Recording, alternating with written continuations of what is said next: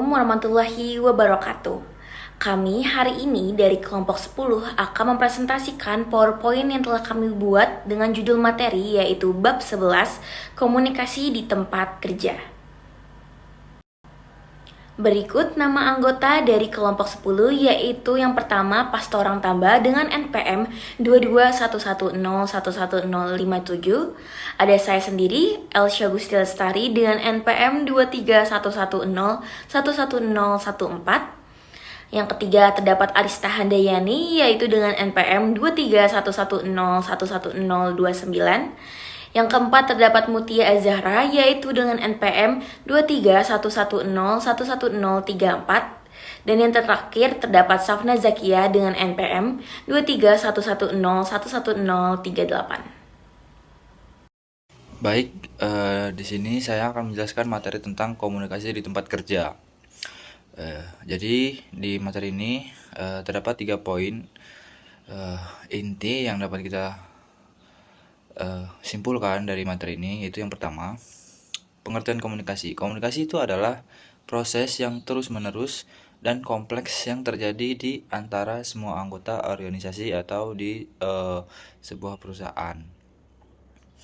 Lalu yang kedua, dalam dunia kerja kita tidak bekerja sendiri, tetapi dalam kelompok atau tim, sehingga komunikasi menjadi alat utama untuk koordinasi dan kerjasama. Lalu untuk poin yang ketiga, kompleksitas muncul karena komunikasi terjadi melalui berbagai bentuk, seperti bentuk saluran dan konteks, baik verbal maupun non-verbal. Jadi poinnya adalah komunikasi di tempat kerja bukan sekedar proses menyampaikan pesan, tetapi sebuah bentuk mekanisme yang penting untuk menjaga organisasi atau tempat sebuah perusahaan itu tetap hidup dan berfungsi. Efektivitas komunikasi ditentukan oleh kejelasan pesan, pemilihan saluran yang tepat, serta kemampuan memahami umpan balik dan mengelola hambatan. Tanpa komunikasi yang efektif, koordinasi kerja, pengambilan keputusan, dan hubungan antar pegawai akan terganggu. Baik, kita masuk ke materi selanjutnya, yaitu pentingnya komunikasi dalam organisasi. Jadi di sini terdapat 3 poin mengapa komunikasi itu penting dalam sebuah organisasi. Poin yang pertama, komunikasi merupakan urat nadi organisasi. Maksudnya, tanpa komunikasi tidak akan terjadi koordinasi, arahan dari pimpinan atau sama rekan kerja, atau pemahaman bersama. Lalu yang kedua, di tempat kerja modern, seseorang menerima banjir informasi setiap hari, seperti email, surat memo, rapat, pesan suara, sehingga muncul tantangan berupa information overload, kelebihan informasi. Jadi di situ manajemen berperan dalam bagaimana mereka mengatur agar setiap informasi yang dia dapat atau setiap informasi yang beredar di perusahaan atau di organisasi tersebut, pihak manajemen mampu untuk mengelola informasi tersebut agar tidak ada yang terlewat. Lalu poin yang ketiga, manajemen organisasi perlu memastikan bahwa aliran informasi tetap efisien, jelas, dan terarah agar tidak menimbulkan kebingungan. Lalu masuk materi selanjutnya, yaitu membahas tentang proses dan model komunikasi. Komunikasi melibatkan antara dua pihak, yaitu antara pihak pengirim atau yang bisa disebut encoder, dan juga pihak kedua yaitu penerima yang biasa disebut decoder. Pengirim adalah orang yang melakukan penyusunan dan mengirim pesan tersebut. Sedangkan penerima adalah orang yang menerima dan menafsirkan atau memahami isi pesan tersebut. Proses ini melibatkan beberapa tahap, yaitu yang pertama ada encoding, yaitu pengirim mengubah ide atau sebuah arahan menjadi suatu pesan. Lalu dua, pemilihan saluran, pengirim memilih media komunikasi yang akan digunakan untuk dia menyampaikan pesan, bisa melalui tatap muka, bisa email, bisa surat memo, telepon, dan juga biasanya menggunakan WhatsApp. Lalu yang ketiga ada decoding. Decoding itu adalah pihak penerima menafsirkan atau memahami isi pesan dari si penerima. Lalu yang keempat umpan balik atau feedback. Penerima memberikan respon untuk memastikan pesan dipahami kepada pengirim. Jadi poinnya adalah komunikasi yang baik memerlukan saluran yang tepat dan pemahaman yang sama terhadap kode atau bahasa yang digunakan oleh pihak pertama yaitu pengirim dan pihak kedua yaitu penerima. Baik, tadi kita sudah membahas tentang proses dan sekarang kita membahas tentang tantangan kompleksitas komunikasi organisasi. Di sini dijelaskan terdapat 3 tantangan mengapa kompleksitas komunikasi sebuah organisasi atau perusahaan. Yang pertama, komunikasi sulit diukur karena bersifat dinamis, terus berubah, dan melibatkan aspek manusiawi seperti emosi, persepsi, dan hubungan sosial. Lalu, poin yang kedua, setiap individu dalam organisasi membawa gaya komunikasi, latar belakang, dan persepsi berbeda yang dapat mempengaruhi efektivitas pesan tersebut. Oleh karena itu, poin yang ketiga, memahami komunikasi organisasi memerlukan pendekatan yang luas, bukan hanya teori, tetapi juga membutuhkan pemahaman sosial dan psikologis. Baik, next selanjutnya yaitu penelitian tentang proses komunikasi. Efektivitas komunikasi di tempat kerja dipengaruhi oleh 3 faktor utama, yaitu faktor sumber, faktor saluran, dan faktor audiens. Mari kita bahas satu-satu ya teman-teman. Yaitu yang pertama terdapat faktor sumber atau source factors. Faktor sumber adalah hal-hal yang berkaitan dengan pengirim pesan. Beberapa hal yang memengaruhi keberhasilan komunikasi antara lain status, kredibilitas, gaya komunikasi, dan kemampuan dalam menyampaikan pesan. Umumnya, pesan dari seseorang yang memiliki status tinggi dalam organisasi seperti manajer atau pemimpin akan lebih diperhatikan dan dipatuhi oleh karyawan. Selain itu, kredibilitas atau kepercayaan terhadap pengirim juga penting. Jika seseorang dikenal jujur, ahli, dan dapat dipercaya, maka pesannya akan lebih mudah diterima. Lalu, yang kedua terdapat faktor saluran atau channel factors. Faktor saluran berkaitan dengan media yang digunakan untuk menyampaikan pesan, seperti lisan, tulisan, email, grafik, atau pertemuan daring. Pemilihan saluran yang tepat dapat meningkatkan efektivitas komunikasi. Misalnya, data keuangan yang rumit lebih baik disampaikan melalui grafik atau tabel daripada hanya lewat kata-kata. Penggunaan beberapa saluran sekaligus seperti presentasi dengan visual dan penjelasan lisan juga membantu pesan lebih mudah dipahami. Lalu yang terakhir terdapat faktor audiens atau audience factors. Faktor audiens berhubungan dengan penerima pesan termasuk kemampuan, perhatian, dan hubungan dengan pengirim. Setiap orang memiliki cara dan kecepatan berbeda dalam memahami pesan, sehingga penting bagi pengirim untuk menyesuaikan cara penyampaian dengan kemampuan audiens. Misalnya, pelatihan yang terlalu panjang atau terlalu teknis mungkin sulit dipahami oleh pekerja yang tidak terbiasa dengan format tersebut. Selain itu, posisi atau hubungan antara pengirim dan penerima juga berpengaruh. Pesan dari atasan biasanya lebih diperhatikan dibanding pesan dari rekan kerja biasa. Selanjutnya terdapat komunikasi nonverbal di tempat kerja. Selain pesan lisan dan tulisan, komunikasi juga bisa terjadi tanpa kata-kata atau disebut komunikasi nonverbal. Bentuknya bisa berupa ekspresi wajah, gerakan tubuh, postur, nada suara, cara berpakaian, dan bahkan jarak fisik antar orang. Komunikasi nonverbal digunakan untuk memperkuat pesan verbal, menggantikan kata-kata dalam situasi tertentu, atau menunjukkan perasaan yang sebenarnya. Misalnya, senyum dan nada suara ramah bisa memperkuat pujian, sedangkan ekspresi wajah datar bisa membuat pujian terasa tidak tulus. Pemimpin dapat menggunakan bahasa tubuh dan ekspresi untuk menunjukkan wibawa atau keyakinan diri. Namun jika salah menafsirkan sinyal nonverbal bisa muncul kesalahpahaman yang mengganggu hubungan kerja. Dalam dunia kerja yang banyak menggunakan teknologi ini, kehilangan unsur nonverbal pada pesan teks atau email sering menyebabkan pesan terlihat dingin atau disalahartikan. Nah, sehingga muncul solusi berupa penggunaan emoticon atau emoji untuk menyampaikan emosi seseorang. Selanjutnya adalah Pygmalion Effect. Jadi Pygmalion Effect ini adalah fenomena psikologis yang berpengaruh terhadap lingkungan kerja atau organisasi. Pygmalion Effect ini dapat diartikan sebagai harapan atau ekspektasi seseorang terhadap orang lain dapat mempengaruhi hasil atau kinerja orang tersebut. Jadi dalam konteks organisasi, ini berarti ketika seorang atasan memiliki harapan yang tinggi terhadap bawahannya, maka bawahannya tersebut cenderung bekerja lebih baik dan mencapai hasil yang lebih tinggi. Sebaliknya, jika atasan memiliki harapan yang rendah, maka kinerja bawahan juga bisa menurun. Singkatnya, Pygmalion Effect ini menunjukkan bahwa harapan menjadi kenyataan, karena perilaku kita dipengaruhi oleh bagaimana orang lain memperlakukan kita berdasarkan ekspektasi mereka. Selanjutnya yaitu the flow of communication in work organization. Jadi komunikasi dalam organisasi itu dapat diibaratkan sebagai aliran darah dalam tubuh. Mengapa? Karena tanpa komunikasi, organisasi tidak bisa berfungsi dengan baik. Karena tidak ada pertukaran informasi, koordinasi maupun pemahaman antar anggota organisasi. Jadi dalam konteks kerja, komunikasi ini memiliki 3 arah utama, yaitu downward communication, upward communication, dan lateral communication. Downward communication atau komunikasi ke bawah itu adalah komunikasi yang mengalir dari atasan ke bawahan.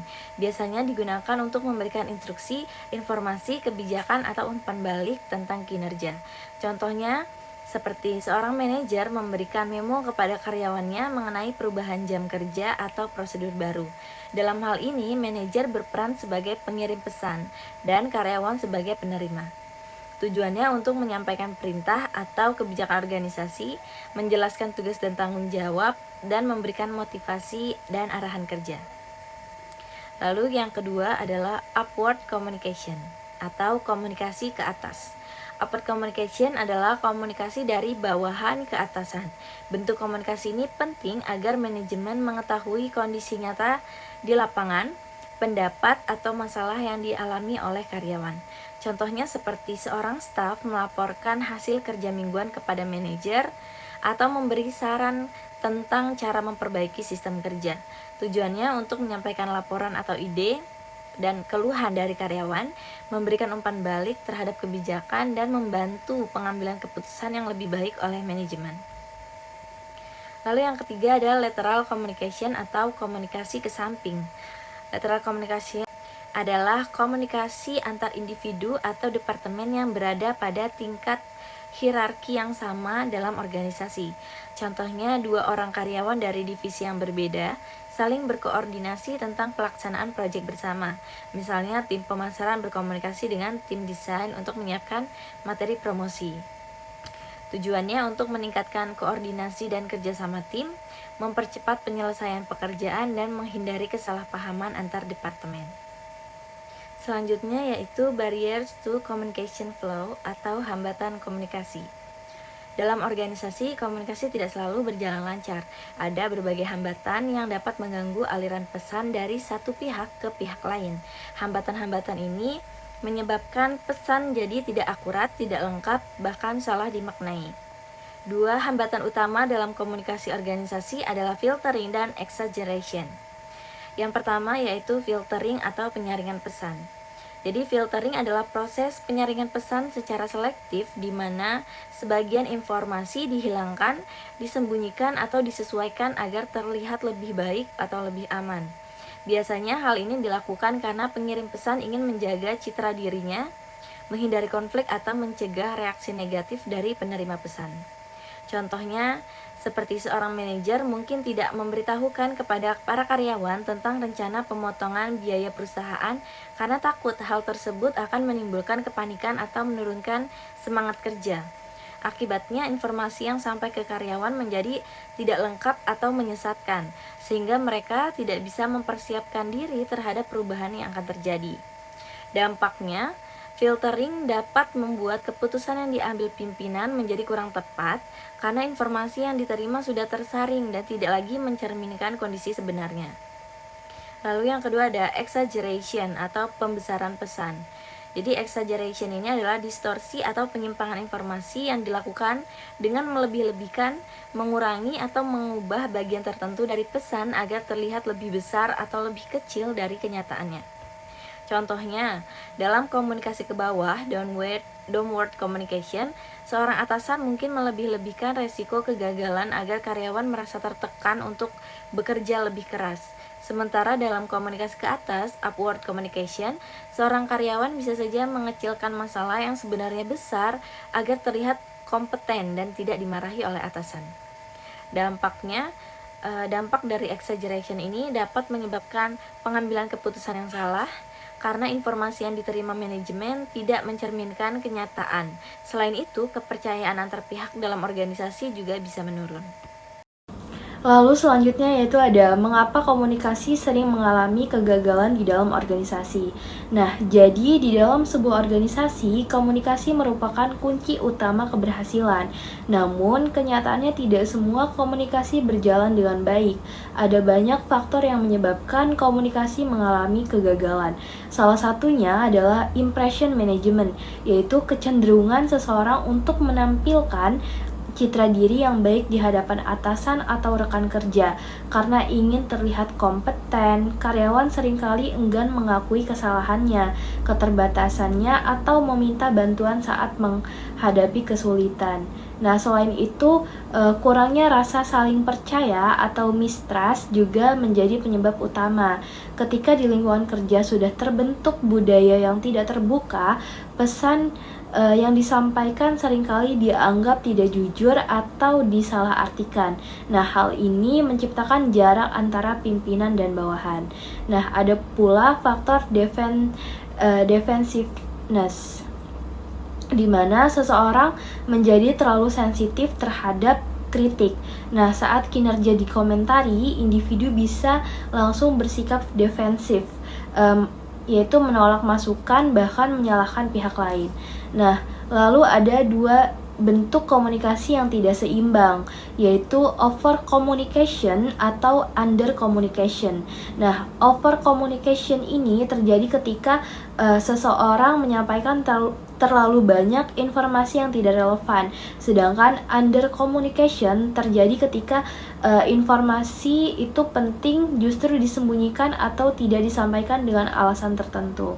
Nah, gabungan dari semua faktor ini dapat menyebabkan kesalahpahaman, menurunkan produktivitas, bahkan menciptakan ketegangan dalam hubungan kerja. Oleh karena itu, membangun komunikasi yang jujur, terbuka, dan saling menghargai sangat penting bagi keberlangsungan organisasi. Selanjutnya itu ada jaringan komunikasi dalam organisasi. Nah, komunikasi dalam organisasi tidak hanya berlangsung antara dua orang saja, tetapi juga melalui jaringan komunikasi yang menghubungkan berbagai anggota dan bagian di dalam organisasi. Nah, secara umum ada dua jenis jaringan komunikasi, yaitu jaringan terpusat dan jaringan desentralisasi. Nah, pada jaringan terpusat, semua arus komunikasi harus melewati satu atau beberapa anggota inti, biasanya pemimpin atau pengawas. Contohnya adalah pola chain, Y, dan wheel. Sistem ini cocok untuk pekerjaan yang sifatnya rutin dan sederhana karena alur pesannya jelas dan cepat. Namun kekurangannya adalah anggota yang tidak berada di pusat komunikasi sering merasa tidak terlibat sehingga tingkat kepuasannya rendah. Sementara itu, jaringan desentralisasi memungkinkan setiap anggota berkomunikasi langsung tanpa harus melalui perantara tertentu. Contohnya pola circle dan all channel. Jaringan ini menciptakan komunikasi yang lebih terbuka, kolaboratif, dan cocok untuk tugas-tugas yang kompleks serta membutuhkan ide-ide yang kreatif. Nah, walaupun demikian, proses pengambilan keputusan bisa menjadi lebih lama karena banyak pihak yang berpartisipasi. Nah, penelitian menunjukkan bahwa jaringan terpusat lebih efisien untuk tugas-tugas sederhana, sedangkan jaringan desentralisasi lebih efektif untuk pekerjaan yang menuntut kerjasama dan kreativitas. Dari sisi kepuasan kerja, anggota dalam jaringan desentralisasi umumnya merasa lebih puas karena mereka memiliki kebebasan untuk berbagi informasi dan pendapat. Baik, selanjutnya kita akan membahas jalur komunikasi formal dan informal. Di mana pada komunikasi formal sendiri ini adalah pertukaran informasi yang berlangsung melalui jalur resmi organisasi sesuai dengan struktur dan wewenang yang telah ditetapkan. Dan untuk komunikasi informal, ini adalah pertukaran informasi yang terjadi secara bebas di luar jalur resmi tentunya. Nah, biasanya melalui hubungan sosial dan antar anggota organisasi. Untuk jalur komunikasinya, komunikasi formal ini berlangsung melalui jalur resmi organisasi yang digambarkan dalam organigram atau diagram hierarki. Nah, jalur ini mengikuti struktur wewenang dan status, digunakan untuk menyampaikan pesan resmi ke atas atau ke bawah hierarki.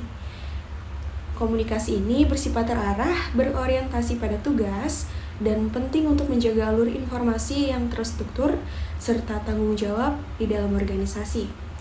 Dan untuk komunikasi informal, ini terjadi di luar jalur resmi dan ditunjukkan melalui sosiogram, di mana sosiogram ini sendiri adalah jalur atau jaringan sosial yang terbentuk karena persahabatan, efisiensi, dan juga kebiasaan kerja bersama.